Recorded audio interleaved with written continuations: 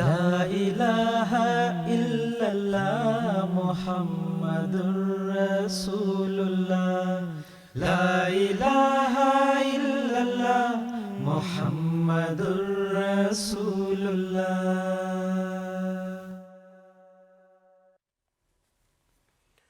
اعوذ باللہ من الشیطان الرجیم، بسم اللہ الرحمن الرحیم۔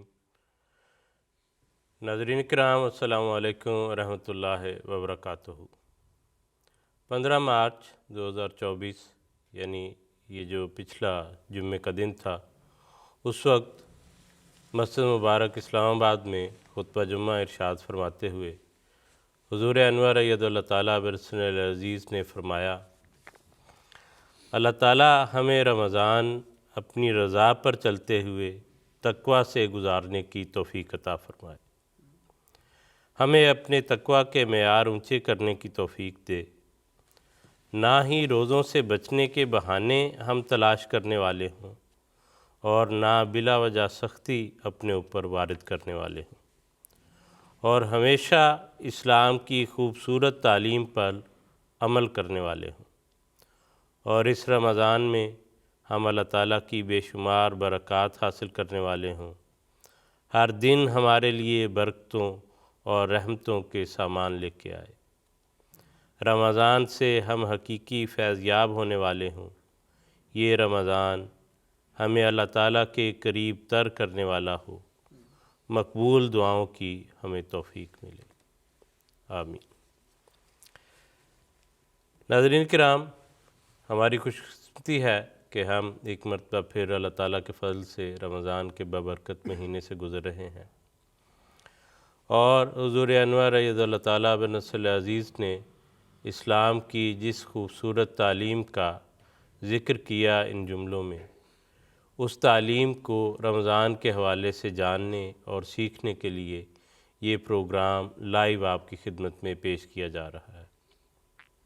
یعنی آج جب یہاں لندن میں مارچ کی 20 تاریخ ہے، اس وقت آپ براہ راست ہمیں دیکھ اور سن رہے ہیں، ہم سے رابطہ کر سکتے ہیں، اپنے سوالات، اپنے جو کوئی ایسے معاملات جس میں کوئی اشتباہ پایا جاتا ہو روزے کے حوالے سے، یا اس کے علاوہ بھی اگر کوئی آپ کا سوال ہو تو آپ ہمیں بھجوا سکتے ہیں، رابطہ کر سکتے ہیں۔ اگر آپ چاہتے ہیں کہ فوری طور پہ آپ کے سوال کا جواب مل جائے آپ کو، آپ اسی وقت سن سکیں، تو اس کے لیے بہترین ذریعہ یہ ہے کہ آپ ہمارے لینڈ لائن نمبر پر فون کریں، اور فون کرنے کے لیے بس ایک دفعہ آپ کا رابطہ ہو جائے تو ہمارے اسٹوڈیو سے واپس وہ آپ کو فون کر لیں گے، آپ کو فون کرنے کا بوجھ بھی آپ پر نہیں ہوگا، اسٹوڈیو آپ سے واپس رابطہ کر لے گا، اور جیسے جیسے آپ کے سوالات، آپ کی کالز آئیں گی، ہم انشاءاللہ ان کو علماء کرام کی خدمت میں پیش کر کے ان کے جوابات آپ کے سامنے رکھیں گے۔ آج کے اس پروگرام میں ہمارے ساتھ یہاں اسٹوڈیوز میں شرکت فرما رہے ہیں مکرم محترم مولانا ظہیر احمد خان صاحب اور مکرم محترم مولانا منصور احمد ضیاء صاحب۔ بعض سوالات آپ نے اس سے پہلے جو پوچھے، یا واٹس ایپ، ای میل کے ذریعے، یا اپنے آڈیو میسیجز کی شکل میں بعض سوالات بھجوائے، وہ ہمارے پاس ہیں، اس سے ہم آغاز کریں گے، اور ساتھ ساتھ انشاءاللہ آپ کی کالز اور دیگر سوالات بھی لیتے رہیں گے۔ ظہیر صاحب، یہ ایک سوال تراویح کے حوالے سے، جس کا اہتمام ظاہر ہے رمضان میں کیا جاتا ہے، محمد غالب صاحب ہیں انڈیا سے، انہوں نے ہمیں بھجوایا تھا، اور اس سے ملتا جلتا ایک سوال بشارت احمد صاحب نے مصحف فضل لندن کے حوالے سے بھی ہم سے کیا ہے، تو میں دونوں آپ کی خدمت میں عرض کر دیتا ہوں۔ غالب صاحب نے پوچھا تھا کہ رمضان میں تراویح اور تہجد کا کیا مرتبہ ہے، اور بشارت صاحب نے یہ سوال بھجوایا ہے کہ سوشل میڈیا پر آئے دن نماز تراویح کے بارے میں مختلف قسم کی غلط فہمیاں پھیلائی جاتی ہیں۔ سوال یہ ہے کہ کیا نماز تراویح پڑھنا سنت ہے، اور نماز تراویح کی اہمیت کیا ہے؟ جی، بسم اللہ الرحمن الرحیم۔ نماز تہجد اور نماز تراویح دونوں الگ الگ نفلی عبادتیں ہیں، اور قرآن کریم نے نماز تہجد کے متعلق خاص طور پر اس میں اس کی اہمیت بیان کرتے ہوئے فرمایا حضور صلی اللہ علیہ وسلم کو مخاطب کر کے، ویسے تو سارا کلام ہی حضور صلی اللہ علیہ وسلم کو مخاطب کر کے ہی ہے کہ وَمِنَ اللَّيْلِ فَتَہَجَّدْ بِهِ نَافِلَةً لَكَ عَسَىٰ أَن يَبْعَثَكَ رَبُّكَ مَقَامًا مَحْمُودًا، کہ رات کے اندھیروں میں رات کے وقت نماز تہجد ایک نفلی عبادت کے طور پر ادا کیا کر، اس کے نتیجے میں غیر معمولی فضل جو ہے وہ مقام محمود تمہیں عطا ہوگا۔ اور حضور صلی اللہ علیہ وسلم نے کسی جگہ یہ بیان نہیں فرمایا کہ یہ صرف میرے لیے ہے، بلکہ حضور صلی اللہ علیہ وسلم نے خود صحابہ کو اس نماز تہجد قیام اللیل کی طرف ترغیب دلائی۔ چنانچہ مختلف احادیث میں مختلف صحابہ سے روایت ہے کہ حضور صلی اللہ علیہ وسلم نے فرمایا کہ تم لازم پکڑ لو رات کی عبادت کو، اور یہ تم سے پہلے جو بزرگ گزر چکے ہیں ان کا یہ شیوا تھا، ان کی عادت تھی، اس کے نتیجے میں اللہ تعالیٰ تمہارے گناہوں کو معاف کرے گا، تمہاری جسمانی اور تمہاری روحانی بیماریوں کو دور کرے گا، اللہ تعالیٰ سے اللہ تعالیٰ کا قرب حاصل کرنے کا یہ بہترین ذریعہ ہے۔ تو یہ میں اس لیے بیان کر رہا ہوں کہ بعض اس بارے میں بھی غلط خیالات ہیں کہ غالباً تہجد جو ہے یہ صرف حضور صلی اللہ علیہ وسلم کے لیے، امت کے لیے نہیں ہے، اور جو وطر کی نماز ہے وہ دراصل تہجد کی نماز، اس قسم کے جو بعض علماء اس بات کو پھیلاتے ہیں، جب احادیث میں یہ موجود ہے کہ حضور صلی اللہ علیہ وسلم نے بڑی باقاعدگی کے ساتھ اس کا التزام کیا اور صحابہ کو اس کی طرف توجہ دلائی، تو پھر میں اور آپ کون ہوتے ہیں یہ کہنے والے کہ یہ کوئی ایسی لازم نہیں ہے۔ اور یہی وجہ ہے کہ اس پہ اس زمانے کے حکم و عدل حضرت مسیح موعود علیہ السلام نے بھی بڑی توجہ دلائی اپنی جماعت کو، اور حضور جیسے میں نے کہا کہ حضور صلی اللہ علیہ وسلم نے تو اس کو غیر معمولی اس کے فوائد بیان کیے۔ حضرت مسیح موعود علیہ السلام فرماتے ہیں کہ ہماری جماعت کو چاہیے کہ وہ تہجد کی نماز کو لازم کر لیں، جو زیادہ نہیں وہ 2 ہی رکعت پڑھ لے، کیونکہ اس کو دعا کرنے کا موقع بہرحال مل جائے گا۔ اس وقت کی دعاؤں میں خاص تاثیر ہوتی ہے کیونکہ وہ سچے درد اور جوش سے نکلتی ہیں۔ تو یہ نماز تہجد کی اہمیت اور اس کی فضیلت ہے۔ جہاں تک نماز تراویح کا تعلق ہے تو نماز تراویح کا خاص تعلق ہے رمضان کے ساتھ، اور تراویح میں ہم کیا کرتے ہیں؟ قرآن کریم زیادہ سے زیادہ پڑھا جاتا ہے، اور رمضان کے ساتھ قرآن کریم کا ایک خاص تعلق ہے۔ قرآن کریم میں ہی اللہ تعالیٰ فرماتا ہے کہ شہر رمضان الذی انزل فیہ القرآن، کہ اس کا ایک مطلب یہ بھی ہے، اگرچہ یہ بھی ہے کہ رمضان کا وہ بابرکت مہینہ ہے جس میں قرآن کریم نازل ہوا، اور جس کے بارے میں نازل ہوا یہ بھی اس کے ایک معنی کیے جاتے ہیں۔ تو اس میں نماز تراویح میں قرآن کریم پڑھا جاتا ہے۔ اب سوال یہ ہے کہ کیا اس کی حیثیت ہے؟ تو احادیث میں آتا ہے کہ حضور صلی اللہ علیہ وسلم نے اپنے عہد مبارک میں 4-5 دن پہلے وقت میں صحابہ کو رمضان میں یہ نماز باجماعت پڑھائی، اور پھر اس کے بعد اس کا التزام چھوڑ دیا، اور اس کے متعلق آتا ہے کہ رات کے ایک پہلے دن حضور نے رات کے پہلے حصے میں، پھر نصف رات تک پڑھائی، پھر ثلث رات تک پڑھائی، تو مختلف وقتوں، لیکن پہلے وقت میں بھی ہے، سونے یعنی نماز عشاء کے بعد حضور نے پڑھائی، سونے کے بعد نہیں ہے یہ۔ تو یہ احادیث میں آتا ہے، اس میں باقاعدہ حضرت حضور صلی اللہ علیہ وسلم کی اس سنت کے تابع حضرت عمر رضی اللہ عنہ نے اس زمانے میں ان لوگوں کے لیے جو سارا دن کام کاج کر کے آتے تھے، صبح تہجد کے لیے نہیں اٹھ سکتے تھے، قرآن انہیں پڑھنے کا شوق ہوتا تھا، وہ الگ الگ مسجد نبوی میں اپنی الگ الگ نمازیں قرآن کریم کی تلاوت کرتے، نمازیں پڑھتے، تو حضرت عمر رضی اللہ عنہ نے حضور صلی اللہ علیہ وسلم کی اسی سنت کے تابع ان سب لوگوں کو اکٹھا کر کے ایک باجماعت نماز کا اہتمام کر دیا۔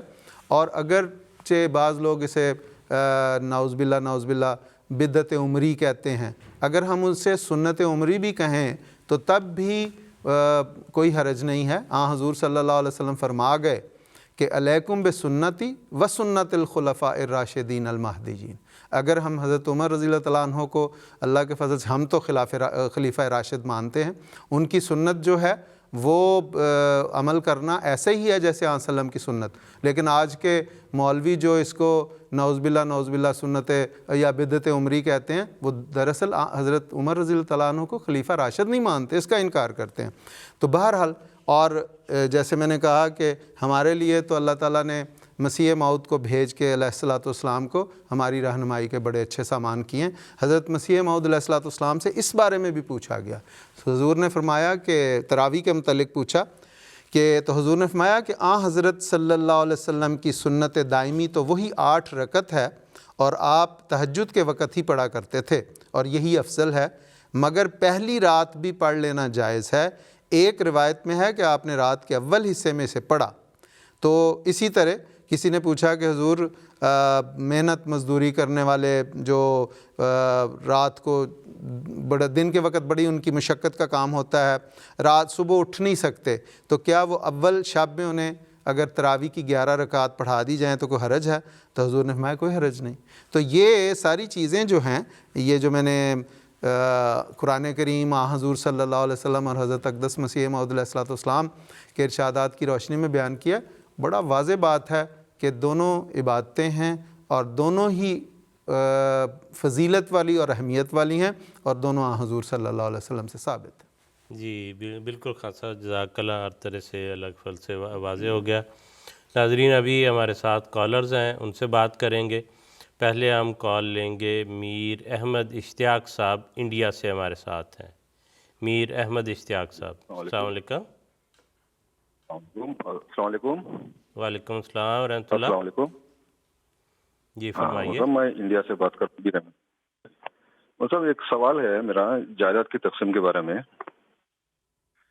کہ میں ایک زمانہ حضرت خلیفہ سے رابع رحم اللہ تعالیٰ کا ایک مجلس عرفان کا ایک پروگرام سنا تھا، اور اس کا بدرہ میں پڑھا تھا، لیکن وہ اب یاد نہیں رہا میرے کو، کہ یہ قصہ حضرت صلی اللہ علیہ وسلم کے زمانے میں جو ہوا تھا ایک ضعیف العمر شخص کی وفات کے بعد، تو ان کے رشتہ دار اس فوت شدہ شخص کے جو بیوی بچے ہیں ان کو حق سے محروم کر دیے تھے، کہ ان کی بیوی نہیں ہے، یہ ان کے بچے نہیں ہیں.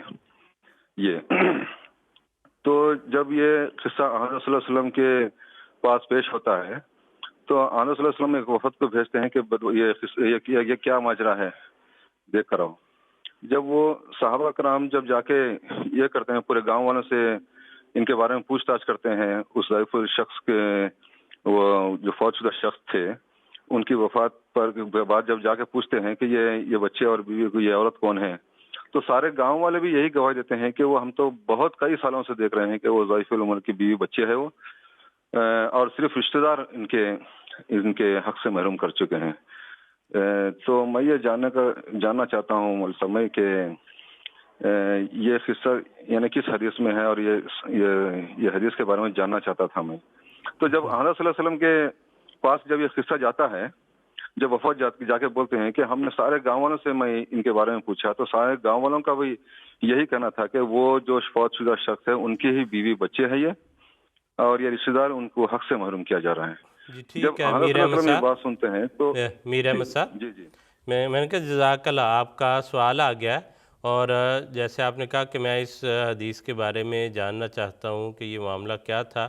ہم نے آپ کا سوال سن لیا ہے، نوٹ کر لیا ہے، اور یہ چونکہ ریفرنس طلب کرتا ہے اور تفصیل چاہتا ہے جائیداد کے حوالے سے، تو ہم انشاءاللہ اس کو اگلے پروگرام میں اپنے جو ہے وہ شامل کریں گے، اور اس کے متعلقہ حدیث کے حوالے سے اس کی وضاحت کریں گے.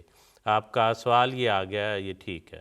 اگر اجازت ہو تو تھوڑا سا ان کے حوالے سے ایک مختصر سی بات، باقی پھر تفصیلاً جیسے آپ نے ذکر کیا اس طرح تفصیل سے کر دیں گے. ایک صحابی ہیں سعد بن ربیع، ان کا ذکر ملتا ہے کہ وہ غزوہ احد میں شہید ہو گئے، تو ان کے جو ورثاء تھے ان میں صرف 2 لڑکیاں تھیں، تو اس وقت تک وراثت کی آیات نازل نہیں ہوئی تھیں، تو اس موقع پر بیوہ کا بھی، تو اس موقع پہ یہ ہوا کہ جو حصہ تھا وہ حضرت سعد کے بھائی نے اپنے قبضے میں کر لیا، کیونکہ اس وقت رواج یہی تھا کہ جو چچا ہے بچوں کا وہ سارا جو بھائی ہے مرنے والے کا وہ لے لیا کرتا تھا. تو اس پر وہ جو بیوہ تھی اپنی دونوں بچیوں کے ساتھ آن وسلم کی خدمت میں حاضر ہوئی اور عرض کیا کہ یا رسول اللہ اس طرح ہوا ہے، اور سارا قبضہ جو ہے وہ سعد کے بھائی نے کر لیا.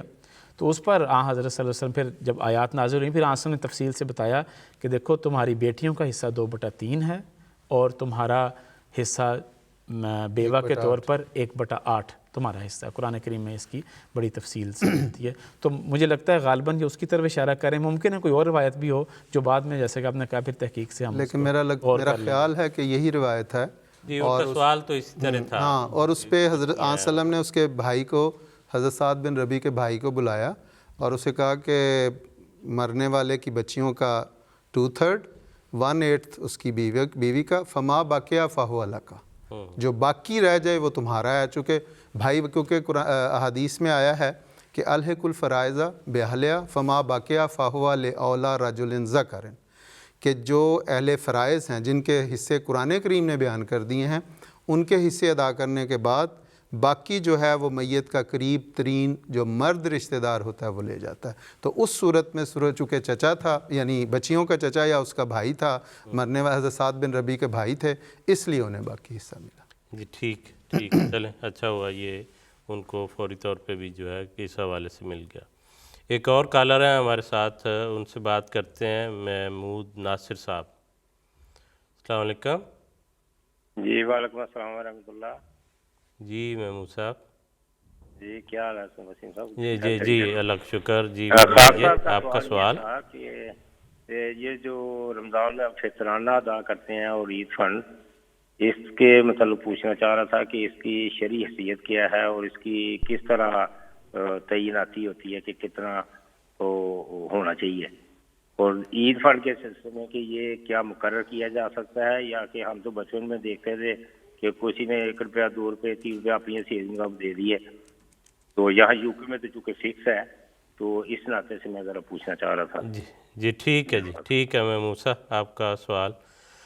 زیر فطرانہ جو ہے وہ کیا ہے اور اس کی مقدار کیسے جو ہے یا کتنی معین کی جاتی ہے؟ فطرانہ دراصل اسے صدقۃ الفطر بھی کہا جاتا ہے اور فطرانہ کہا جاتا ہے۔ تو عید الفطر کے موقع پر حضور صلی اللہ علیہ وسلم نے اس کا اجرا فرمایا، اور اس کا اجرا دراصل اپنے غریب اور جو ضرورت مند بہن بھائیوں یعنی مسلمان بہن بھائیوں کی مدد کے لیے حضور صلی اللہ علیہ وسلم نے یہ مقرر فرمایا، اور اس کے متعلق فرمایا کہ یہ کوشش یہ کریں کہ عید کی نماز، اس زمانے میں چونکہ فطرانہ جو تھا وہ چونکہ اس کا جو مقدار ہے وہ 1 سا، جو آپ کا سٹیپل فوڈ ہے، جو آپ کی خوراک ہے، اس کا 1 سا۔ تو اس زمانے میں چونکہ کھجور، انگور، جو اور چیز وغیرہ، پنیر وغیرہ ہوتی تھی وہاں عرب میں کھائی جاتی، تو اس کا 1 سا، اور 1 سا قریباً 4.5 کلو کے قریب ہوتا ہے، تو وہ دیا جاتا تھا۔ اور وہ زمانہ ہم اپنی آنکھوں کے سامنے اگر لائیں تو وہ زمانہ ایسا تھا جب خوراک بھی پوری نہیں تھی علیہ السلام کے لیے، اتنی غربت تھی۔ تو حضور صلی اللہ علیہ وسلم نے فرمایا کہ وہ چیزیں عید کی نماز سے جانے سے پہلے دی جائیں تاکہ ضرورت مند لوگوں تک پہنچ جائیں۔ اور اس زمانے میں یہ بھی ہوتا تھا جب پہلے شروع میں کہ ایک بندے کو پتا ہے کہ ضرورت مند کون ہے، اس کو دے دیتے تھے، لیکن پھر آہستہ آہستہ وہ نظام کے تحت باقاعدہ صلی اللہ علیہ وسلم کے پاس جمع ہونے لگ گیا اور پھر وہ تقسیم ہوتا۔ تو اب چونکہ یہ صورتحال ہے کہ ہم پیسوں کی صورت میں دیتے ہیں، اب اسی سا کو مقرر کر دیکھ کے فطرانہ جو ہے وہ ہونا چاہیے۔ اب پچھلے کئی سالوں سے یہاں پہ 2 پاؤنڈ تھا پر کس، اور یہ جو ہے ہر ذی روح جو انسان ہے اس پہ ہے، چاہے وہ بوڑھا ہے، چاہے وہ 1 دن کا بچہ ہے، اس کے لیے صلی اللہ نے مقرر کیا کہ وہ اگر صاحب استطاعت ہے تو وہ دے۔ تو اب حضرت صاحب، حضرت امیر المومنین طلب بن نصر العزیز کی خدمت میں لکھا گیا، کسی ہماری ایک عرب بہن ہیں، انہوں نے حضرت صاحب کی خدمت میں درخواست کی کہ حضور کئی سالوں سے یہ ہے، تو وہ اب اللہ کے فضل سے وہ 5 پاؤنڈ پر کس ہو گیا ہے۔ تو یہ تو ہے فطرانہ جو حضور صلی اللہ علیہ وسلم سے جاری۔ عید فنڈ جو ہے وہ جیسے میں نے کہا کہ اللہ تعالیٰ نے حضرت مسیح موعود علیہ الصلوۃ والسلام کو حضور صلی اللہ علیہ وسلم کے روحانی فرزند اور آپ کے غلام صادق کے طور پر مبعوث فرمایا تھا، اور آپ مجدد اعظم تھے اور نبی بھی تھے، اور اس زمانے میں ان چیزوں کی تجدید کے لیے آئے تھے۔ تو حضور علیہ السلام نے عید فنڈ کا ایک جو اجرا فرمایا وہ اس لیے کہ جب ہم اپنی خوشیوں پہ بے تحاشا خرچ کرتے ہیں تو دین اسلام کے لیے کچھ ہمیں اس موقع پر دینا چاہیے۔ تو عید فنڈ کا اجرا جو ہے وہ حضرت مسیح علیہ السلام سے ہوا۔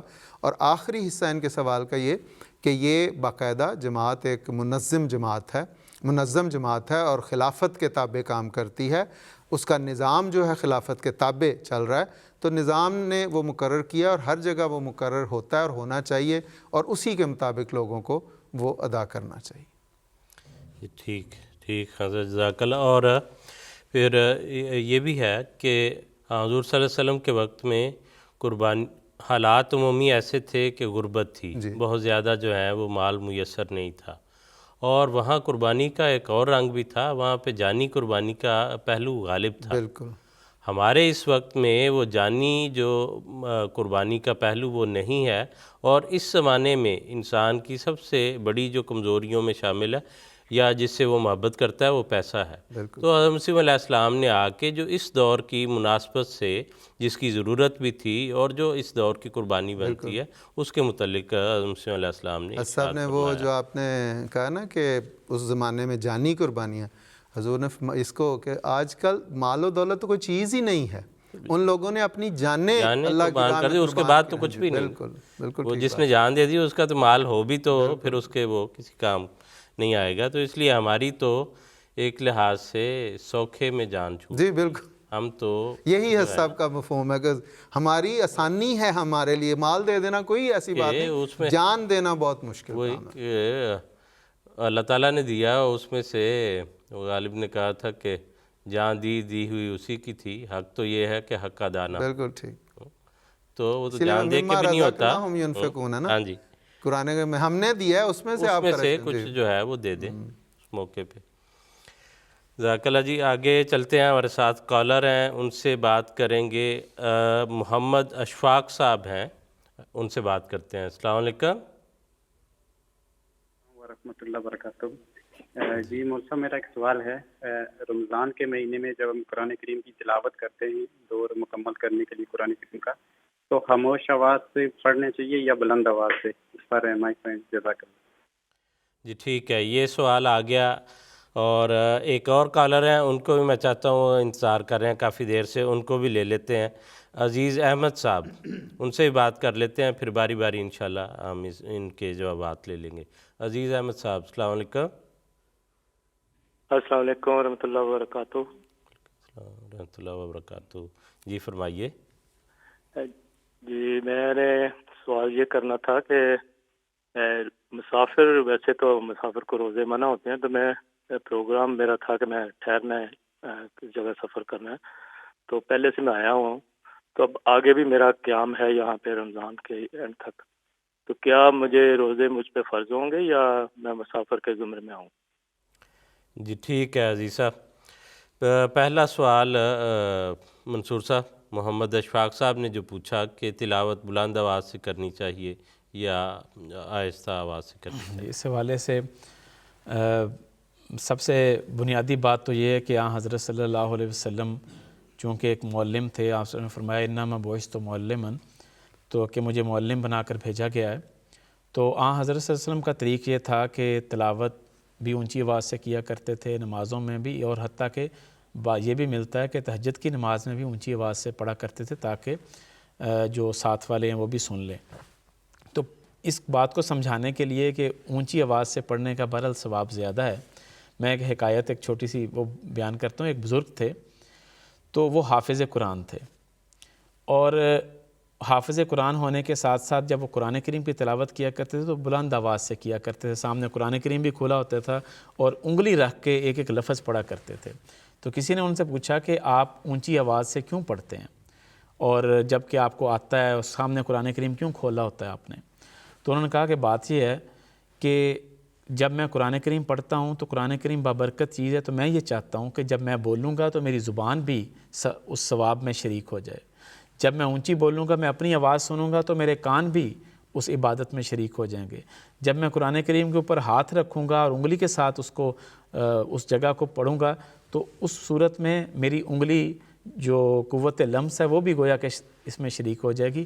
تو یہ ان کا ایک انداز تھا، اور اس سے یہ پتہ لگتا ہے کہ بہتر طریقہ بھی یہی ہے کہ آپ اونچی آواز سے بول کر پڑھیں، اور اس کے نتیجے میں اللہ تعالیٰ ثواب بھی جہاں زیادہ دے گا، اور وہاں پہ ہم سنت پر بھی عمل کر لیں گے۔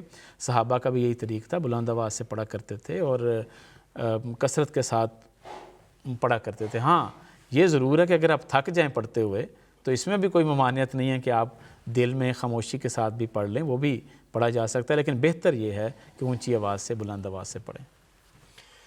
خاصا دوسرا سوال تھا عزیز صاحب کا، وہ سفر پر کہیں گئے ہوئے ہیں اور وہاں پر ان کا رکنے کا ارادہ ہے، قیام ہے، وہاں پر روزے رکھ سکتے ہیں؟ بات یہ ہے کہ روزوں کے لیے جو ہدایت ہے وہ یہ ہے کہ دوران سفر، یعنی آپ جب سفر کے دوران ہوں، یعنی آپ نکلے ہیں لاہور سے پنڈی جا رہے ہیں، اور وہ جو سفر کے دوران ہے وہ آپ نے روزہ نہیں رکھنا، اور پنڈی آپ چلے جاتے ہیں اور وہاں پہ آپ کا قیام 3 دن سے زیادہ ہے اور آپ سحری اور افطاری کا انتظام آسانی سے میسر ہے، تو وہاں پہ روزے رکھے جا سکتے ہیں۔ اور یہ باریک فرق ہے، نمازوں کے لیے 14 دن کا دین نے سہولت دی کہ 14 دن تک اگر قیام ہے تو نماز قصر کر لیں، اور روزوں کے لیے اگر یہ ہے کہ 3 دن سے کم ہے تو آپ اگر وہاں پہ مشکل ہے تو نہ رکھیں، لیکن اگر 3 دنوں سے زیادہ ہے اور سحری اور افطاری آپ آسانی سے کر سکتے ہیں تو آپ کو رکھنے چاہیے۔ اور انہوں نے تو شاید فرمایا کہ میں نے وہاں رہنا ہے اور رمضان بھی وہیں رہنا ہے، تو ان پہ تو وہ 15 دن سے بھی شاید زیادہ انہوں نے رہنا ہے، اس لیے یہ مسافر کی کیٹیگری میں نہیں آئیں گے، بلکہ یہ مقیم اور انہیں وہاں پہ اپنے روزے رکھنے چاہیے اور سحری اور افطاری کا انتظام کرنا چاہیے۔ جی ٹھیک منصور صاحب، اگر کوئی شخص کسی ایسی بیماری میں مبتلا ہے یا اس قدر ضعیف ہے کہ رمضان میں روزہ نہیں رکھ سکتا، تو علاوہ روزے کے دیگر کوئی ایسے احکامات ہیں جن کی پابندی اس کے لیے ضروری ہو، یا اس کو اپنا رمضان کس طرح گزارنا چاہیے؟ ایک تو بنیادی چیز یہ ہے کہ ایسی صورت میں جو قرآن کریم کا حکم ہے کہ اگر آپ روزہ نہ رکھ سکیں بیمار ہونے کی وجہ سے یا مسافر ہونے کی وجہ سے یا کسی بھی وجہ سے، تو فدیہ دیں۔ تو پہلا حکم تو یہ ہے کہ ان روزوں کا جو آپ نہیں رکھ سکے رمضان کے مہینے میں، آپ فدیہ دیں۔ دوسرا، رمضان صرف بھوکے پیاسے رہنے کا نام نہیں ہے، بلکہ رمضان میں خدا تعالیٰ نے یہ فرمایا کہ قیام اللیل کرو۔ چنانچہ حضرت صلی اللہ علیہ وسلم بیان فرماتے ہیں کہ من قام رمضان، کہ جو شخص رمضان کی راتوں کو قیام کرتا ہے ایمانا و احتساباً، ایمان کی حالت میں اور اپنا محاسبہ نفس کرتے ہوئے، جو شخص اس طریقے سے کرے گا تو کیا ہوگا؟ غفر لہ ما تقدم من ذنبہ وما تأخر، کہ اس کے جو گناہ وہ پہلے کر چکا وہ سب بخش دیے جائیں گے۔ تو رمضان کی عبادتوں کا ثواب کئی گنا زیادہ ملتا ہے، حضرت صلی اللہ علیہ وسلم یہ فرما چکے۔ تو اس لیے سب سے بنیادی چیز پھر عبادات میں ترقی انسان کرے۔ اس کے بعد سحری کھانے میں برکت ہے رمضان میں، اگرچہ آپ روزہ نہ بھی رکھ سکیں تو آنسم نے فرمایا کہ سحری ضرور کھایا کرو، سحری کھانے میں برکت ہے۔ پھر جو ایک تیسرا بنیادی کام رمضان کے حوالے سے ہے وہ ہے قرآن کریم کثرت کے ساتھ پڑھنا، اور آنسم کی سنت سے یہ ثابت ہے کہ حضرت جبرائیل علیہ السلام آپ کو قرآن کریم ہر رمضان میں پڑھایا کرتے تھے، وہ جتنا نازل ہو چکا ہوتا تھا وہ اس کی سارے کی دہرائی ہوتی تھی، اور آخری سال جو آخری رمضان تھا اس میں 2 مرتبہ قرآن کریم کا دور مکمل کروایا۔ تو قرآن کریم کثرت سے پڑھیں، غور کر کے پڑھیں، اور قرآن کریم پڑھنے کا ایک طریق میں سامعین کے لیے شیئر کر دوں جو حضرت خلیفہ مسیح اول رضی اللہ تعالیٰ نے بڑی تفصیل سے بیان کیا۔ حضور نے فرمایا جب آپ قرآن کریم پڑھیں تو جو رکوع آپ نے پڑھا ہے اس میں یہ دیکھیں کہ اس میں خدا تعالیٰ نے جو بات کہی ہے وہ میں اس پر عمل کرتا ہوں کہ نہیں کرتا۔ پھر یہ دیکھیں کہ جو اس رکوع میں جو احکامات ہیں کیا وہ میں اپنے بیوی بچوں کو، اپنی فیملی کو اس پر عمل کروا سکتا ہوں کہ نہیں کروا سکتا۔ تو جب اس طریقے سے پڑھیں گے اور پھر جس چیز کی سمجھ نہیں آئی وہاں پہ نوٹ لکھ لیں، نشان لگا لیں کہ اس کی سمجھ نہیں آئی، جب اگلی مرتبہ آپ دور کریں گے تو آپ کو وہ والی بات کلیئر ہو جائے گی۔ تو یہ قرآن کریم اس انداز سے بھی پڑھنے کا ذکر ملتا ہے۔ پھر ایسا شخص جو باقی رمضان کے روزے نہیں رکھ سکا تو ایسا شخص پھر صدقات بھی زیادہ کرے۔ آنسم نے فرمایا کہ رمضان میں آنسلم کی جو کیفیت ہوا کرتی تھی، عائشہ رضی اللہ تعالیٰ بیان کرتی ہیں کہ کثرت سے صدقات دیا کرتے تھے، اور ایسے جیسے تیز آندھی کی کیفیت وہ حضرت عائشہ رضی اللہ تعالیٰ نے بیان فرمائی ہے، اس انداز سے صدقات دیا کرتے ہیں۔ تو یہ سارے کام ہیں جو وہ رمضان کی عبادتوں سے حصے دار بن سکتے ہیں۔ جزاک اللہ منصور صاحب، آگے چلیں گے۔ کالر ہیں ہمارے ساتھ، ادریس ڈار صاحب ہیں یو کے سے۔ جی ادریس صاحب السلام علیکم۔ جی السلام علیکم ورحمۃ اللہ۔ وعلیکم السلام ورحمۃ اللہ، جی فرمائیے۔ جی محترم مولوی صاحب، سب سے پہلے تو جزاک اللہ، آپ کا بہت اچھے آپ سوالوں کے جواب دے رہے ہیں، بچے بھی انجوائے کر رہے ہیں۔ تو یہ ایک بچوں کا سوال تھا کہ جو اعتکاف پہ بیٹھتے ہیں آخری اشرا میں، وہ یہ تو وہ یہ پوچھ رہے ہیں کہ اعتکاف کب سے شروع ہوا اور اس سے زیادہ دن بھی بیٹھ سکتے ہیں یا جو مقررہ مدت ہے وہی پوری کرنی ہوتی ہے دنوں کی؟ جی ٹھیک ہے جی ادریس صاحب، سوال آپ کا آ گیا۔ اعتکاف کے جو مقررہ دن ہے یعنی 10 دن ہے، اتنا ہی بیٹھ سکتے ہیں یا اس سے کم یا زیادہ، اور آغاز اس کا کب سے ہوا؟ بیٹھ جتنا چاہیں بیٹھ سکتے ہیں۔ حضور صلی اللہ علیہ وسلم کے متعلق ایک روایت میں آتا ہے کہ حضور نے 2 عشرے یعنی 20 دن اعتکاف کیا۔ اس کی مختلف تشریحات لوگوں نے کی ہیں کہ ایک رمضان میں حضور نے اعتکاف نہیں کیا تھا، حضور تشریف لے کے گئے، اپنا خیمہ لگایا اور گئے، تو بہت سارے اور لوگوں نے بھی، ازواج نے بھی، سب نے اپنے اپنے خیمے لگا لیے۔ تو اس سال حضور نے اعتکاف نہیں کیا۔ اس کی کیا وجہ تھی، کیا مختلف اس کی وجوہات لکھی ہیں۔ تو یہ بھی کہا جاتا ہے کہ حضور نے پھر 20 دن اعتکاف کیا، لیکن عمومی حضور صلی اللہ علیہ وسلم کی جو دائمی سنت ہے وہ 10 دن آخری عشرے کے اعتکاف کی ہے، اور اس میں حضور صلی اللہ علیہ وسلم 20 رمضان المبارک کی فجر پڑھانے کے بعد اپنے موتقف میں تشریف لے جاتے تھے، اور پھر چاند جب طلوع ہوتا تھا تو وہ اعتکاف ختم ہوتا تھا۔ لیکن اب چونکہ پہلے اس وقت یہ پتہ نہیں ہوتا تھا کہ مہینہ 29 کا ہے یا 30 کا ہے، تو اب چونکہ پتہ چل جاتا ہے کہ 30 کا یا 29 کا ہے، کب عید ہوگی، تو اب جو حضرت امیر المومنین ایت اللہ بن نصر العزیز نے جو اس بارے میں کہ 20 کی غالباً عصر تک آپ اعتکاف میں آ جائیں، تو کوئی پھر اگر 30 کا مہینہ ہو تو 20 کی عصر تک، اور اگر 29 کا ہے تو 20 کی فجر سے پہلے اپنے موتقف میں آنا، تاکہ 10 دن جو ہیں وہ پورے ہو جائیں۔ اور اس زمانے میں یہ 10 دن ہوتے تھے یا 11 دن ہوتے تھے، تو یہ آن سلم کی سنت ہے۔ باقی اگر کسی نے زائد بیٹھنا ہے تو اس میں کوئی حرج نہیں ہے۔ انتظامیہ جو ہے، نظام جو ہے، وہ 10 دن کا ہی انتظام کرتا ہے، اس سے زائد کا نہیں کرتا۔ جی ٹھیک جزاک اللہ۔ ناظرین کرام، بعض سوالات آپ نے آڈیو میسیجز کے ذریعے ہمیں بھجوا رکھے ہیں، ان میں سے بھی اس سوالات کو پروگرام کا حصہ بنائیں گے۔ آج کی پہلی آڈیو جو کویسچن ہے پہلا، وہ سنتے ہیں۔ کیا جو فطرانہ ہوتا ہے یہ صدقہ ہوتا ہے، اور جب کسی کو دیا جائے فطرانہ تو اس کو بتانا چاہیے کہ یہ صدقہ ہے؟ یہ اس کی تھوڑی سی وضاحت فرما دیں، یہ تھوڑی سی کنفیوژن ہے ذہن میں۔ جی منصور صاحب۔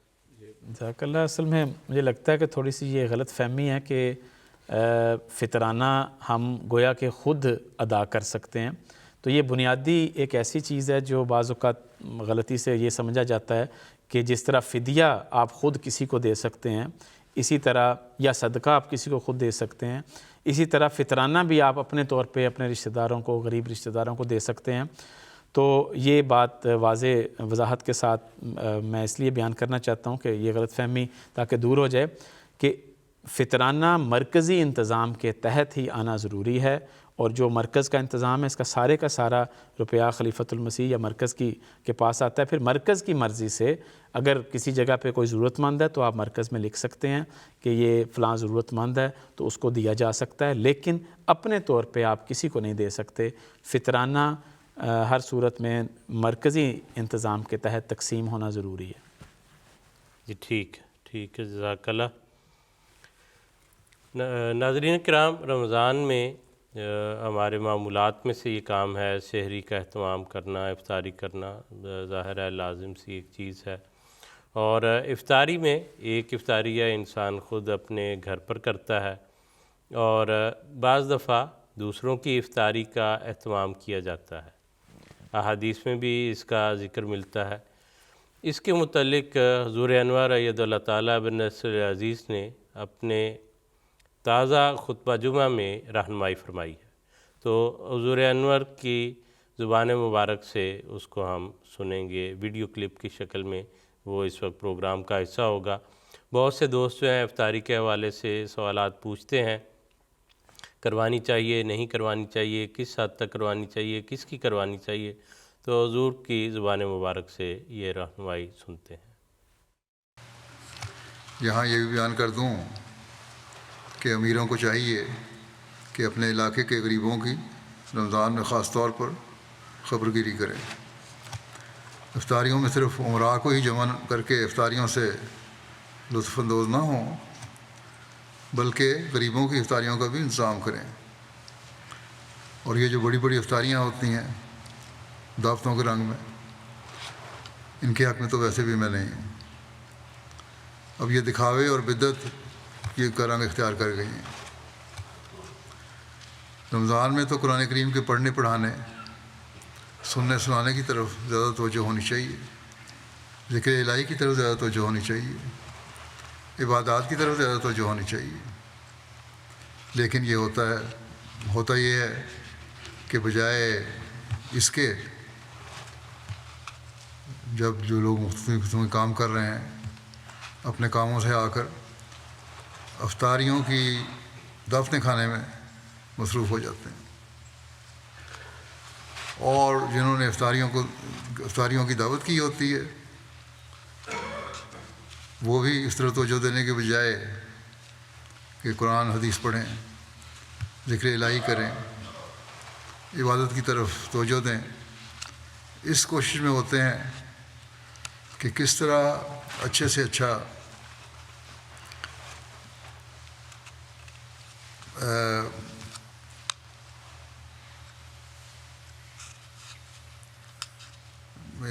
انتظام ہو، افطاری کا سامان ہو، کیسی اچھے سے چیز افطاری تیار ہو تاکہ ان کی واہ ہو کہ بہت کمال کر دیا افطاری میں۔ تو یہ چیزیں رمضان کا مقصد نہیں ہیں، یہ تو تقویٰ سے دور لے جانے والی باتیں ہیں۔ بس ڈھال سے فائدہ اٹھانے کے لیے ڈھال کا صحیح استعمال کرنا بھی ضروری ہے، ورنہ شیطان تو دائیں بائیں آگے پیچھے سے حملہ کرے گا، کس طرح بچائیں گے؟ ناظرین کرام، میں نے بھی سنا، آپ نے بھی سنا، ہر لحاظ سے ایک متوازن رہنمائی جن لوگوں کا حقیقی حق ہے، جن کو ضرورت ہے، ان کو افطاریوں ان تک پہنچنی چاہیے، اور بلا وجہ نمود و نمائش اور دکھاوے کے لیے تکلف کے رنگ میں اس سے بچنا چاہیے، اور رمضان کی جو اصل غرض ہے اس کی طرف ہماری توجہ ہونی چاہیے۔ ریفرنس کے لیے دوبارہ آپ سننا چاہیں، براہ راست حضور انور کے خطبہ جمعہ سے سننا چاہیں تو بتا دیتا ہوں کہ یہ 15 مارچ 2024 کا خطبہ جمعہ ہے۔ آگے چلیں گے، سوالات ہمارے پاس واٹس ایپ کے ذریعے بھی آ رہے ہیں، ان میں سے اب بعض سوالات لیتے ہیں۔ ملیحہ اظہر صاحبہ ہیں زید صاحب، یہ انہوں نے سوال پوچھا ہے کہ 13 سال کے بچے پورا روزہ رکھ سکتے ہیں یا کوشش کر سکتے ہیں؟ ایک اور سوال اس سے ملتا جلتا، وہ فوزان عابد صاحب ہیں ربہ سے، انہوں نے کہا کہ کیا 18 سال کی عمر سے پہلے جو بچہ روزہ رکھے اور پھر توڑ دے تو کیا گناہ ہوتا ہے؟ بات یہ ہے کہ روزے کی فرضیت جو ہے وہ مختلف علاقوں میں مختلف عمروں کے مطابق ہے۔ عموماً جو بلوغت کی عمر سمجھی جاتی ہے وہی بچی اور بچے کے لیے روزے کی عمر سمجھی جاتی ہے، اور لیکن اس میں ہر بچے کی صحت جو ہے اس کے مطابق دیکھ کے فیصلہ ہوگا، اور چھوٹی عمر کے بچوں کو کبھی کبھار کوئی ایک آدھ روزہ رکھوا دینا کہ تاکہ انہیں آئندہ کی عادت پڑے، اس میں تو کوئی حرج کی بات نہیں ہے، لیکن ان پہ روزوں کو مسلط کرنا اور انہیں پابند کرنا یہ شریعت نے اس کی اجازت نہیں دی، بلکہ پچھلے بھی پروگراموں میں ہمارا ذکر اس پہ ہوا کہ حضرت مسیح موعود علیہ الصلوۃ والسلام بچوں چھوٹے بچے اگر روزہ رکھ لیتے تھے تو کھلوا دیا کرتے تھے، بلکہ اس میں حضرت مسلم اور رضی اللہ تعالیٰ عنہ کا یہ فکرہ ہے کہ حضور روب ڈالا کرتے تھے کہ روزہ نہیں رکھنا، تو گویا پابند کرتے تھے کہ نہیں رکھنا۔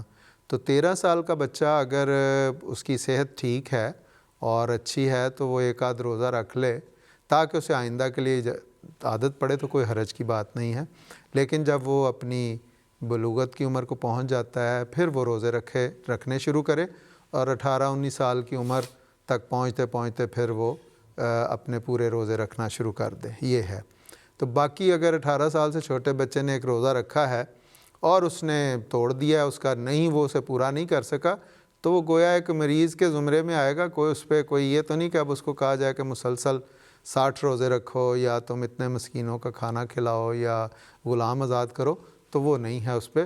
بہرحال اسے یہ بچے کو سمجھانا چاہیے کہ بلا وجہ نہیں ہونا چاہیے، اگر کوئی اسے مجبوری تھی تو وہ مجبوری کے تحت مریض کی کیٹیگری میں آ کے وہ اس نے روزہ کھول دیا، تو اگر وہ آئندہ اگر وہ اس پہ، چونکہ روزے کے متعلق کہتے ہیں کہ اگر ایک روزہ رکھ کے کھول دیا جائے کسی مجبوری کی بنا پہ تو اسے رکھ لینا چاہیے۔ تو اگر وہ بچہ چونکہ اپنی بلوغت کی عمر کو ہے 13 سال سے اوپر ہے، تو پھر اگر وہ آئندہ سردیوں میں یا موسم اچھا ہے تو وہ ایک روزہ کم از کم ضرور رکھ لے، یہی کافی ہے اس کے لیے۔ جی ٹھیک، جزاک اللہ خان صاحب۔ منصور صاحب اگلا سوال ایک ویڈیو سے تعلق رکھتا ہے جو ہمیں آج کل سوشل میڈیا پہ پھیر رہی ہے۔ اس میں 2-3 علماء بیٹھے ہوئے ہیں، وہ ایک معاملے کے متعلق، مسئلے کے متعلق اپنے اپنے نقطہ نظر یا اپنے فتوے دے رہے ہیں۔ تو ہمیں بھی یہ ویڈیو 2-3 دوستوں ہیں، حسن احمدی صاحب نے UK سے، مولانا احمد کریم صاحب نے ہالینڈ سے، اس طرح سے بھجوائی ہے کہ اس کے اوپر موقف جو ہے وہ پروگرام میں اگر پیش کر دیجیے۔ مسئلہ زیر بحث یہ ہے کہ افطار کا وقت کیا ہے۔ قرآن میں تو اللیل کا لفظ آیا ہے کہ اتموا الی اللیل، تو کہتے ہیں کہ جو کھول دیتے ہیں مغرب ہونے پہ تو وہ تو غلط کر رہے ہیں، اس کا تو رات تک کا ذکر ہے، رات کو کھولنا چاہیے۔ جی جزاک اللہ۔ اصل میں یہ غلط فہمی اس صورت میں پیدا ہوتی ہے جب کہ نہ تو سنت کو سمجھا جائے، حضرت صلی اللہ علیہ وسلم کے ایک مسلسل تعامل کو چھوڑ دیا جائے، اور بعض کمزور روایات کی بنیاد کے اوپر اور کچھ اپنی سمجھ کے مطابق فیصلے کر لیے جائیں، تو اسی طرح ہی ہوتا ہے۔ دیکھیں قرآن کریم میں اللہ تعالیٰ فرماتا ہے کہ ثم اتموا الصیام الی اللیل، کہ تم روزے کو پورا کرو الی اللیل، رات تک۔ اب اگر ان کی تشریح کو درست سمجھا جائے کہ لیل ہو جانے دیں تو پھر تو رات کے 12 بجے بھی رات ہے، 10، 11، 12، 1، 2، یہ سارا رات کا وقت ہے۔ پھر آخر تک الی اللیل، رات کے انتہا تک کیوں نہیں روزہ کھولتے؟ پھر اگر اس کا ترجمہ یہ کیا جائے کہ اتموا الصیام الی اللیل، کہ روزہ آپ مکمل کریں رات کے انتہائی آخری حصے تک، تو آخری حصے میں پھر کیوں نہیں کھولتے؟ درمیان میں آدھے گھنٹے کے بعد کیوں کھول دیتے ہیں، یا گھنٹے کے بعد کیوں کھولتے ہیں سورج غروب ہونے کے؟ تو معاملہ بڑا سادہ سا ہے۔ الی اللیل کا مطلب یہ ہے کہ جو ہی رات شروع ہو، الی کا قرینہ یہ بتاتا ہے کہ اسی وقت آپ روزہ کھول دیں۔ لیل کا وقت کا آغاز کب سے ہوتا ہے؟ لیل شروع ہوتی ہے سورج غروب ہونے کے بعد، اور لیل ختم ہوتی ہے جو ہی سورج کے سے پہلے سفیدی جو افق کے اوپر پھیل جاتی ہے، تو اس سے لیل کا وقت ختم ہو جاتا ہے، جو سحری کا وقت کہلاتا ہے۔ تو الی اللیل کہہ کر یہ بتا دیا کہ سورج غروب ہو اسی وقت آپ روزہ کھول لیں۔ اور پھر سب سے بڑھ کر کہ آنسلم سے بڑھ کر کوئی اس قرآن کریم کی آیت کی تشریح سمجھ سکتا تھا؟ کوئی بھی نہیں سمجھ سکتا۔ آنسلم کی سنت کیا تھی؟ اس وقت بھی بعض لوگ ایسے تھے کہ آنسلم نے کسی شخص کو کہا کہ جاؤ افطاری لے کے آؤ، تو اس نے کہا یا رسول اللہ ٹھیک ہے سورج غروب ہو گیا لیکن تھوڑا سا اندھیرا ہو رہا ہے، انما جاؤ جا کے افطاری لے کے آؤ۔ چنانچہ وہ لے کے آیا اور آنسلم نے افطاری کی، اور آنسلم نے کہا کہ دیکھو سورج غروب ہو گیا، اب افطاری کر لینی چاہیے۔ اسی طرح حضرت عائشہ رضی اللہ تعالیٰ عنہا بیان کرتی ہیں کہ ان کے سامنے کسی نے یہ مسئلہ پیش کیا کہ 2 صحابہ ہیں، ان میں سے ایک افطاری میں جلدی کرتے ہیں اور ایک لیٹ افطاری کرتے ہیں۔ تو اس پر عائشہ رضی اللہ تعالیٰ نے فرمایا کہ افطاری میں جلدی کون کرتے ہیں؟ تو انہوں نے کہا حضرت عبداللہ بن مسعود رضی اللہ تعالیٰ عنہ۔ تو انہوں نے کہا کہ آنسلم کی سنت یہی تھی۔ تو صحابہ کا بھی یہ عمل ہے کہ جلدی افطاری کرنا، اور آنسلم نے فرمایا کہ لوگ اس وقت تک بھلائی میں رہیں گے جب تک کہ ما عجل الفطرہ، جب تک کہ افطاری میں جلدی کرتے رہیں گے۔ تو احادیث بڑی واضح ہیں، آنسلم کا سنت بڑی واضح ہے، صحابہ کا عمل بڑا واضح ہے، قرآن کریم کی آیت خود وضاحت کر رہی ہے۔ تو میرا خیال ہے اس کے بعد یہ کہنا کہ رات ہو جانے چاہیے، لمبی ہو جانی چاہیے، یہ اس کا کوئی جواز نہیں ہے، اور عقل بھی اس کے مطابق نہیں ہے کہ اگر اس عقلی طور پہ بھی یہ درست نہیں ہے کہ آخر رات کے انتہائی حصے تک پہنچا دیا جائے اور کہا جائے کہ روزہ جو ہے نا رات کے انتہائی حصے پہ ختم ہوتا ہے، تو یہ بالکل درست نہیں۔ اور ویسے جو کرتے ہیں فرق وہ بھی 10-12 منٹ 15 منٹ کا کرتے ہیں، وہ بھی کون سا اس کو رات تک لے کے جاتے ہیں۔ حنفی احتیاط کرتے ہیں، وہ 2-3 منٹ سورج کے غروب ہونے کے 2-3 منٹ کا انتظار کر لیتے ہیں۔ اہل تشیع جو ہیں وہ 10-15 منٹ کا انتظار کرتے ہیں۔ تو یہ ہے، تو وہ اس سے فرق اصل میں تو وہی جو منصور صاحب نے بیان کیا کہ جو قرآن کریم کو سمجھنا، سب سے بہترین وسلم کی سنت کو دیکھنا، اور وہ بڑی واضح سنت ہے کہ حضور صلی اللہ علیہ وسلم نے جیسے بیان کیا۔ بعض لوگ اس میں وضو کی مثال دے دیتے ہیں کہ اس میں کہا الالکعبین المرافق یا المرفقین، تو وہ جو ہے پاؤں کو دھونا یا ہاتھ کو دھونا، تو وہ یہ نہیں ہوتا کہ کندھے تک دھویا جا رہا ہوتا ہے، جہاں پہ کونی شروع ہوئی اس کو کونی سمیت دھو لیا، لیکن وہ تو کونی کا دورانیہ یا اس کا حصہ چھوٹا ہے۔ اب جس طرح کہ رات تو بڑی لمبی ہے، تو پھر یہ کیوں، یہ کیسے کہاں سے نکلا کہ بھئی آپ 10 منٹ انتظار کر کے یا 15 منٹ کر کے یا 3 منٹ کر کے کریں؟ اور جیسے منصور صاحب نے ذکر کیا کہ الی اللیل ہے، رات تک، یعنی جہاں رات کا آغاز ہوتا ہے۔ بالکل، فی اللیل نہیں کہا، فی اللیل، بالکل ٹھیک ہے، کہ رات میں نہیں اس کو کھولنا یا رات کے اندر اس کو نہ پورا کرو جہاں پہ رات کا آغاز ہے۔ اور رات چونکہ یہ اللیل جو ہے عربی لفظ ہے، تو عربی لغت کے مطابق جو ہے لسان العرب میں ہے مثلا کہ اللیل عقیب النہار، جو دن کے پیچھے جو آتا ہے آخری حصہ، اور اس سے زیادہ وضاحت انہوں نے کر دی وَمَبْدَأُهُ مِنْ غُرُوبِ الشَّمْسِ، اور اس کا آغاز سورج کے غروب ہونے سے۔ اسی طرح جو ہے معجم المعانی میں ہے کہ اللیل ما یعقب النہار من الظلام وہو من مغرب الشمس سے، سورج کے غروب ہونے سے جو ہے، تو ساری لغات اور بھی اس کے علاوہ بھی میں نے لغات دیکھی ہیں، لیل کا ان کے ہاں مفہوم یہی ہے۔ اور لیل جو ہے وہ نہار کی ضد ہے، اس کا اپوزٹ۔ بالکل ٹھیک بات، دو ہی چیزیں، یا تو دن باقی ہے، اگر دن ختم ہو گیا تو وہ پھر لیل ہے۔ اور حدیث میں جو آیا نا، بلکہ کہ جو الفاظ ہیں آنسلم کے، فرمایا کہ اذا غابت الشمس، بالکل مطلب اتنا واضح الفاظ ہے، غابت الشمس، جب سورج جو ہے وہ غروب ہو جائے۔ اور جو جس حدیث میں یہ ذکر ہے کہ جلدی کیا کریں، اس کے ساتھ یہ بھی ہے کیونکہ یہود و نصارہ تاخیر کیا کرتے تھے، تو ان کی مخالفت کرو، تم اس طرح سے تاخیر نہ کرنا۔ حضور صلی اللہ علیہ وسلم کی ایک قسم کی تنبیہ اس میں موجود ہے، گویا کہ یہ شک شبہ تھا کہ ایسے لوگ ہوں گے۔ تو نہ تو حقیقت تو یہ ہے کہ نہ پہلے کھولنا چاہیے، جلدی سے مراد یہ نہیں کہ سورج غروب ہونے سے پہلے نہیں کھولے، جو پہلے کھول لیتے ہیں ان کے لیے الگ، ان کے لیے انذار الگ طور پہ، کہ ان کی بھی سزا کا ذکر آتا ہے، حدیث میں ہے کہ جو لوگ پہلے کھولیں گے ان کے متعلق یہ انذار ہے۔ تو اس لیے جو واضح سنت ہے، جو قرآن و حدیث کے الفاظ سے بات مترشح ہوتی ہے، سامنے آتی ہے، اس کے مطابق عمل کرنا چاہیے، اور بلا وجہ افراط یا تفرید کی طرف جو ہے وہ نہیں جانا چاہیے۔ اصل میں اس میں حسین صاحب جو آنسلم کی ایک انذار ہے نا علماء کے لیے، کہ جب علماء فوت ہو جائیں گے تو لوگ اپنے سردار ایسے جو ہلاک کو بنا لیں گے، جو افتوا بغیر علم فضلوا واضلوا، کہ وہ بغیر علم کے فتوے دیں گے اور پھر خود گمراہ ہوں گے اور دوسروں کو بھی گمراہ کریں گے۔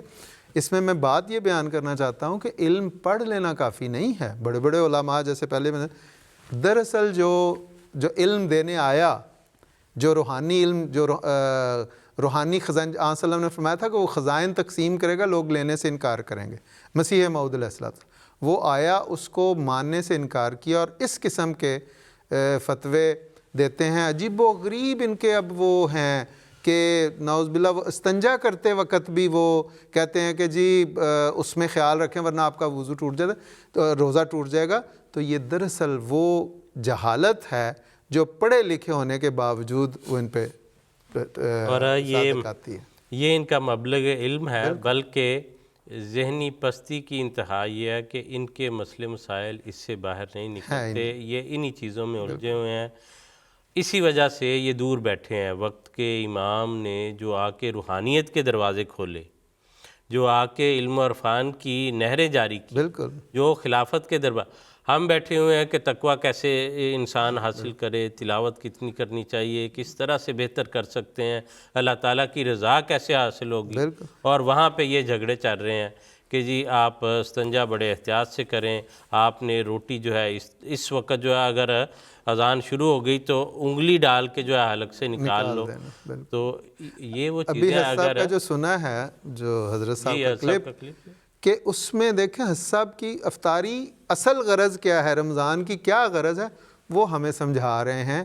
جو روحانی غرض ہے، افطاری ایک الگ چیز ہے، اور اس کے ساتھ جو روحانی اغراض جڑی ہوئی ہیں ان کی طرف ہماری توجہ دلا رہے ہیں، اور یہی خلافت کی نعمت ہے اللہ کے فضل سے. جی الحمدللہ بالکل. ابھی ہم بات کریں، ہم کوشش کرتے ہیں کالر اگر ہمارے ساتھ ہیں.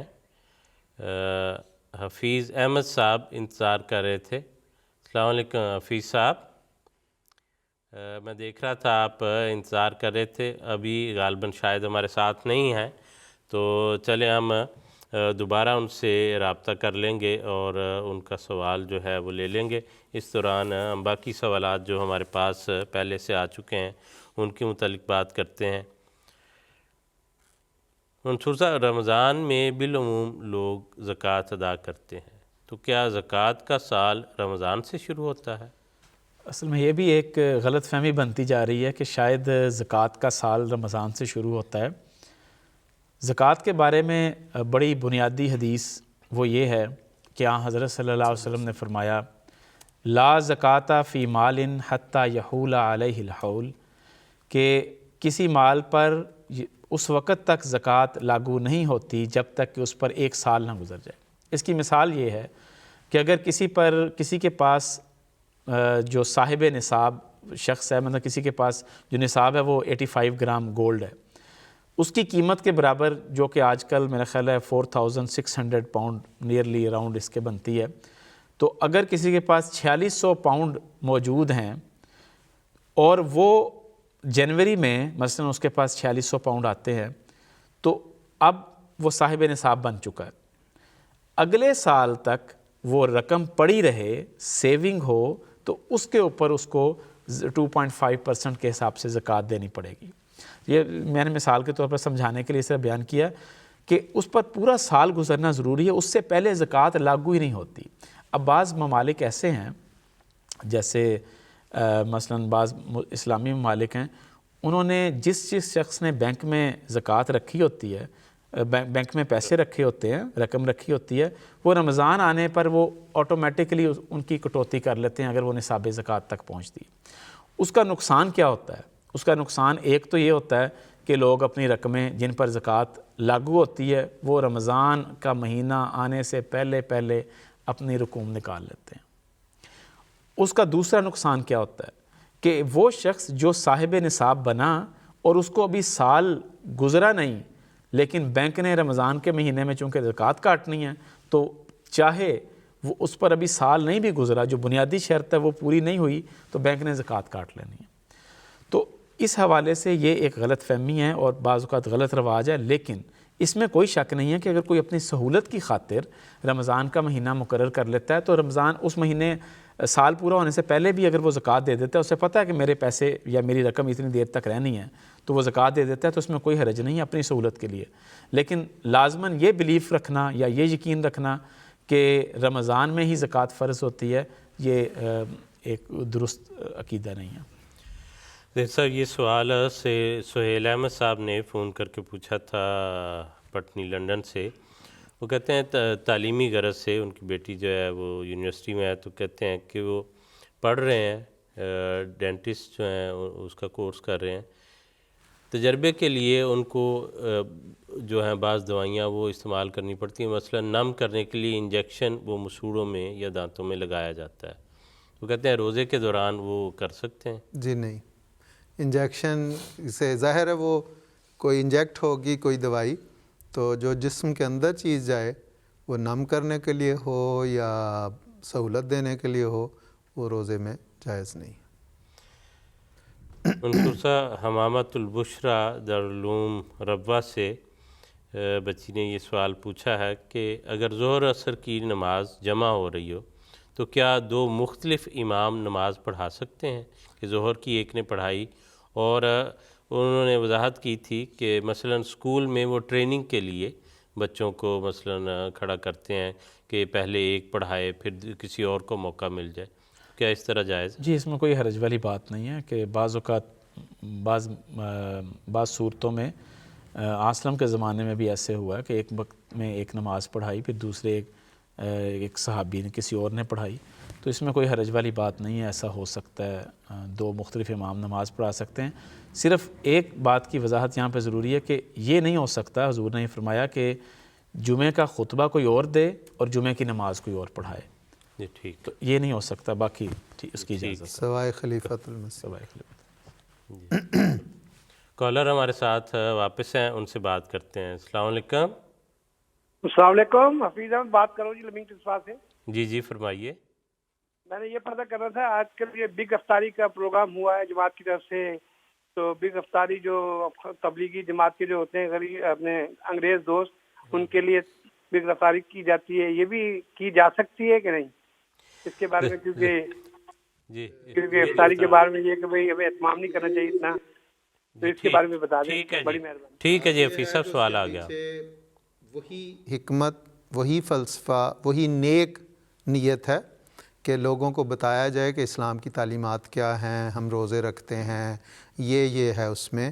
تو کوئی حرج کی بات نہیں کہ انہیں بلا کر اس طرح کی، وہ ٹھیک ہے کہ وہ غرباء میں نہیں آئے گا، لیکن اس کی دوسری حکمت بھی تو موجود ہے اور نظام کے تحت ہو رہا ہے، حضور ایت اللہ بن نصر العزیز کی اجازت سے ہو رہا ہے، اس لیے اس میں کوئی حرج کی بات نہیں. اصل میں تو یہ ہے کہ یہ جو بعض اوقات ہوتا ہے کہ اس کا رواج شاید اب بڑھنا شروع ہو گیا. پہلے ویکینڈ پہ چلے لوگ اکٹھے ہو جاتے تھے، اب آج کسی نے کروا دی، پرسوں کسی نے کروا دی، ایک دعوت کا شکل اختیار کر گئی. وہ نہیں ہونا چاہیے، اس سے باقی تو کوئی حرج کی بات نہیں. اس خاص طور پہ یہ جو بگ افطار ہے اس کے پیچھے تو بہت بڑی حکمت ہے کہ تبلیغ غرض ہے انہیں بتایا جائے. اور اس کا تو ہمیں حضور صلی اللہ علیہ وسلم کی زندگی میں ملتا ہے کہ وانذر عشیرتک الاقربین، تو حضور نے ان کو تبلیغ کرنی تھی، تو کھانا بنایا، ان کو کھانے پہ بلایا اور تبلیغ کی.